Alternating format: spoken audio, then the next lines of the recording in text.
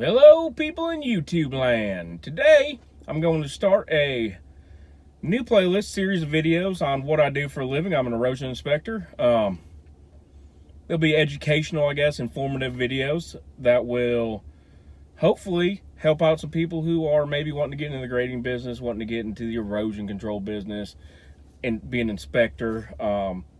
Average homeowners who want to maybe do some work in their backyard and want to know the proper way of putting up silt fence so they don't get mud and dirt on their neighbor's property or into a creek behind their house so they don't, get fined by the EPA, EPD, or the county or anything like that. So I'm going to go over the types of silt fence today. That's going to be the first video, which is pretty simple stuff. It's your, your basic BMP. Which is best management practices.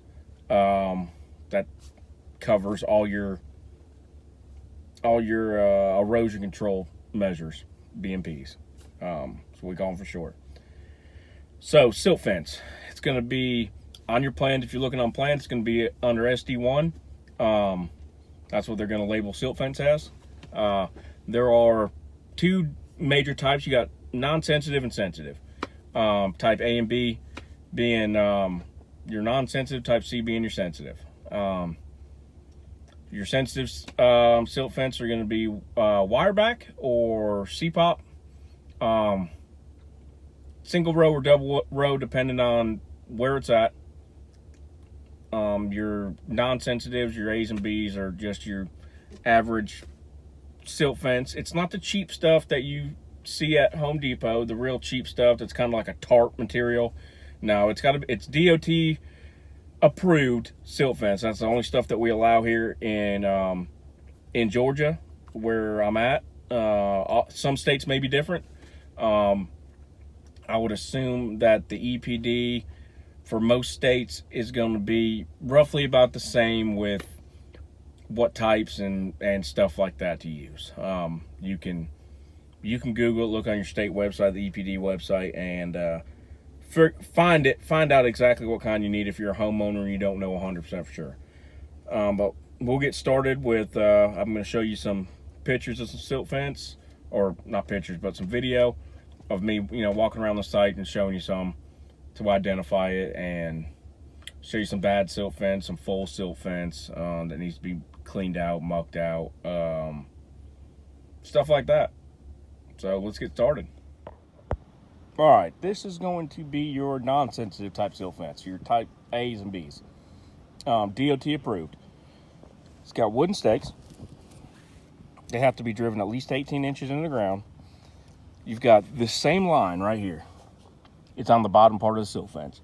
So your trench that you dig in the ground has to be deep enough for this line, which is 6 inches, to go down in that trench and to be backfilled. That way, if you don't do that, the silt fence doesn't do any good. Stuff's just going to wash right under it. This is your type C, sensitive wire back. Notice it has a wire backing on it. The other silt fence, your A and B, does not have this.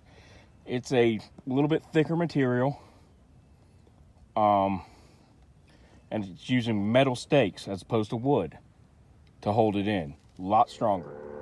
All right, this is your CPOP, and this is a double row CPOP. As you can see what CPOP is, it's got this plastic grid behind it. That's sensitive silt fence right there. It's got 2-inch wooden stakes, 4-foot spacing in between them, and the rows are double row, 36 inches apart.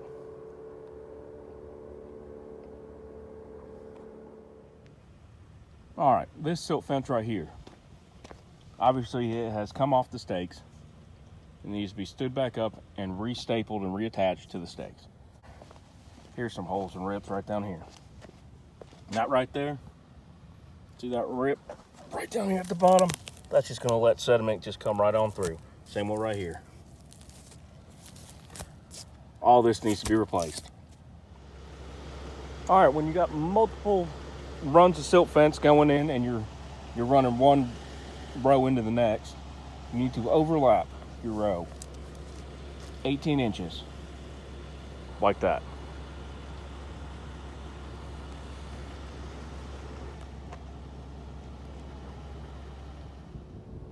Another instance of this needs to be fixed. Silt fence is down, it's got washed out behind it. That needs to be fixed. All right, this one is pretty much max capacity as far as how much sediment it should be holding. It needs to be cleaned out. All right, so that's the types of silt fence. That's what they look like. That's what some bad fence looks like, some full fence, double row, all that stuff. Just keep in mind that when you're putting in silt fence, if you got your silt fence here and the flow of everything is coming this way, your stakes need to be on this side of your silt fence. Okay? Put them on this side, you got no strength. You're just going to rip the staples right out. Got to be on this side. So keep that in mind when you're doing it. Make sure that you're at least 6 inches deep with your trench up to that, up to that line. Make sure that your fence is at least 30 inches high when it's all said and done. That's pretty much everything for silt fence. There's really not that much to it. Put it wherever you want, wherever you need to stop sediment from leaving your site. Just remember that when it gets too full, pow! It'll blow the fuck out. It's part of it. Don't let that happen. You get a blowout, that's big problems.